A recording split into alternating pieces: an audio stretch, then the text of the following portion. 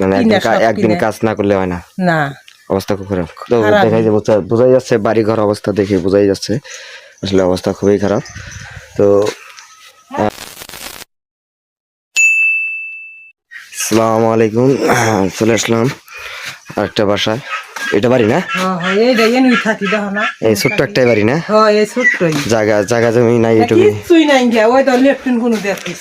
আচ্ছা, এই যে দুইটাই ঘর, ঠিক আছে।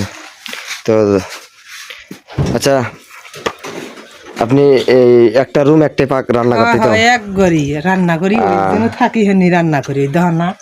আচ্ছা, এটা অবস্থা খুব খারাপ। তো দেখতে এই ছোট্ট একটা রান্নাঘর, ঠিক আছে, ছোট্ট একটা রান্নাঘর ইনার। আচ্ছা, ইনার দিকে রুমটা খুলেন দেখি। তো আপনারা যারা প্রবাসে আছেন পারলে আরো বেশি দেখেন দেওয়া যায় কিনা, অবশ্যই সহযোগিতা করবেন আরো। এনার একটা ঘর, এটাই ঘর, একটা ঘরের মধ্যেই দেখেন কি অবস্থা তার। আসলে খুবই একদম কি বলবো। যাই হোক, আসেন দিকে, বাইরে আসেন, বাইরে যান। আচ্ছা, আপনার স্বামীর নাম কি? আসাদুল। উনি কি করে?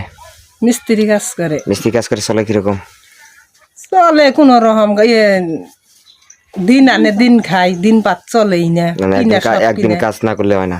না, অবস্থা খুব খারাপ। তো দেখাই যে বোঝাই যাচ্ছে, বাড়ি ঘর অবস্থা দেখে বোঝাই যাচ্ছে আসলে অবস্থা খুবই খারাপ।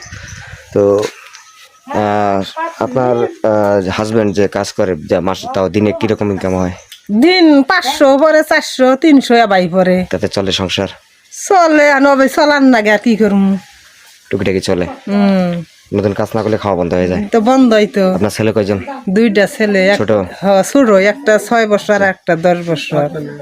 আচ্ছা, তো আজকে সকালে কি খাইছেন? সকালে কি খাইছেন? বেগুন ভর্তা করছিলাম। আচ্ছা, শুধু বেগুন ভর্তা? হ্যাঁ। তো আমার প্রবাস থেকে এক ভাই আপনার জন্য কিছু পাঠাইছে, ঠিক আছে, তো আপনাকে সহযোগিতা করেছে। তো ইনশাল্লাহ আমরা পরবর্তীতে আবার আসবো, সমস্যা নেই, একবারই শেষ না। আমরা আরো আমাদের কিছু লাগলে আমাদেরকে বলবেন, ঠিক আছে? আচ্ছা। তো এই যে এখানে আছে হলো 1 লিটার তেল আছে, তো 1 কেজি আটা, কফি আছে 1 কেজি, 1 কেজি সিম আছে, 1 কেজি পেঁয়াজ আছে, 1 কেজি আলু আছে। তো কেমন লাগতেছে এখন এগুলো পেয়ে? কেমন লাগতেছে আপনার সেই জিনিসগুলো পেয়ে? ভালোই লাগতেছে। ভালো লাগতেছে। তো যে ভাইটা আপনাকে দিছে, ওই ভাইটার জন্য দোয়া করা যাবে না? দোয়া করা যাবে। এই নিজের এই কাজটা আরো বেশি বেশি করতে পারে, দোয়া করবেন। আচ্ছা। তো এনার বাড়ির অবস্থা কিন্তু এটা এরকমই, ঠিক আছে, এইটুকুই। তার একটা রান্নাঘর, একটা আপনার একটা থাকার রুম, আর এখানে দেখেন অবস্থা, লেট্রিনের অবস্থা দেখতে পাচ্ছেন। তো সবাই একটু দেখবেন। আর আমার শালম ভাই, আপনি তো দেখতেই পাচ্ছেন ভিডিওটা, অবশ্যই যদি পারেন একটু সহযোগিতা করার আর বেশি করে চেষ্টা করবেন। আর ইনার জন্য সবাই দোয়া করবেন, এবং আমার শালম ভাই জন্য একটু দোয়া হবে, ঠিক আছে? আল্লাহ হাফিজ।